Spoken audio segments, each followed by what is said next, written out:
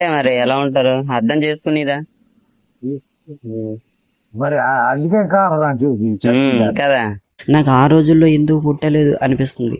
ఎందుకంటే ఆ తిండి తినాలని ఒక ఆశ ఉంటుంది, కాకపోతే అది నెరవేర్చుకోలేకపోతున్నాను. నీకు ఏ ఏటలో పెళ్ళి అయింది, అంటే ఏ సంవత్సరంలో, ఏ వయసులో? 30. అప్పుడు బాపకి ఎన్ని ఉంటాయి? చిన్నది 14. పెద్ద మనిషి అయింది అప్పటికే. పెద్ద మనిషి అయ్యాక చేస్తారా?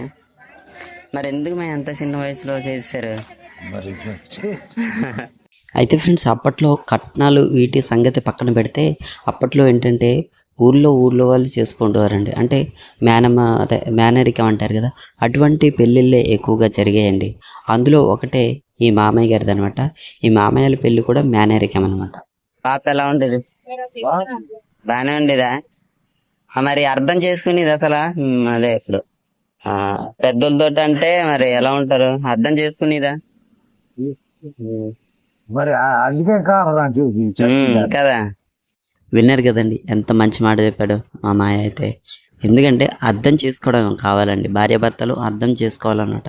అలా అర్థం చేసుకున్నారు కాబట్టే వీళ్ళు ఇంతకాలం బ్రతుకున్నారు. అయితే రీసెంట్గానే మా బాప అయితే చనిపోవడం జరిగిందనమాట. అది చాలా బాధాకరమైన విషయం. ఈ ఊరే? ఇక్కడే పుట్టిందా? ఇంకా దగ్గర సంబంధాన్ని చేస్తారు ఇంకా. ఎదిరించడం గట్టా ఉండేది అప్పుడు అత్త అంటే? నేను లేదు కదా, ఇంకెప్పుడు లేదు. అయితే ఫ్రెండ్స్, అప్పట్లో భార్యలు భర్తల్ని ఏవండి ఏవండి అని పిలిచేవారు. అలా పిలవడం వల్ల భర్తపై భార్యకు చాలా గౌరవం అనేది పెరుగుతుంది. కానీ ఇప్పటి రోజుల్లో తమ భర్తల్ని ఏ విధంగా పిలుస్తున్నారో మీరు చాలాసార్లు చూసే ఉంటారనమాట.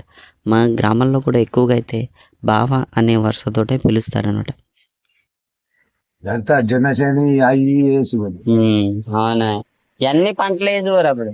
ఎన్ని పంటలు, అట్టి తోటలు కూడా ఎక్కువండి కదా మనకి. తర్వాత ఫస్ట్ జొన్న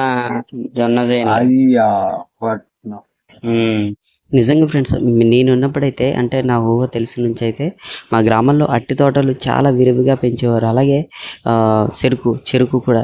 వరి అయితే ఇంకా కొదవే లేదండి, అంత బాగా పండించేవారు. అయితే మాకన్నా ముందు పండించి ఉన్నారు, అంటే మా మామయ్యలు వీళ్ళు పండించే సమయంలో ఎక్కువగా మొక్కజొన్న, ఇటువంటి గంటెలు, చోళ్ళు ఇటువంటివి పండించేవాళ్ళంట. చాలా అద్భుతంగా ఉంది ఊహించుకోవడానికి. అయితే నాకు ఆ రోజుల్లో ఎందుకు పుట్టలేదు అనిపిస్తుంది. ఎందుకంటే ఆ తిండి తినాలని ఒక ఆశ ఉంటుంది, కాకపోతే అది నెరవేర్చుకోలేకపోతున్నాను. భోజనాలు ఎలా ఇస్తారు? భోజనాలు అప్పుడు ఒకలాగా అంటే ఐటమ్స్ ఉంటాయి కదా, ఏమేమి పెట్టేవారు? ఐటమ్ మాసం కూరలు కూడా వండుకోరా?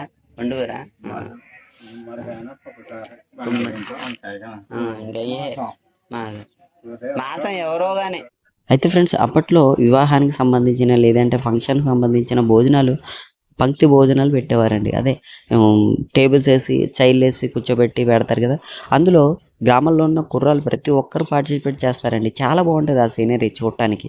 అయితే అప్పట్లో ఎక్కువగా ఐటమ్స్ వచ్చేసి మన కూరగాయలకు సంబంధించిన కర్రీసే ఉండేవన్నట్టు.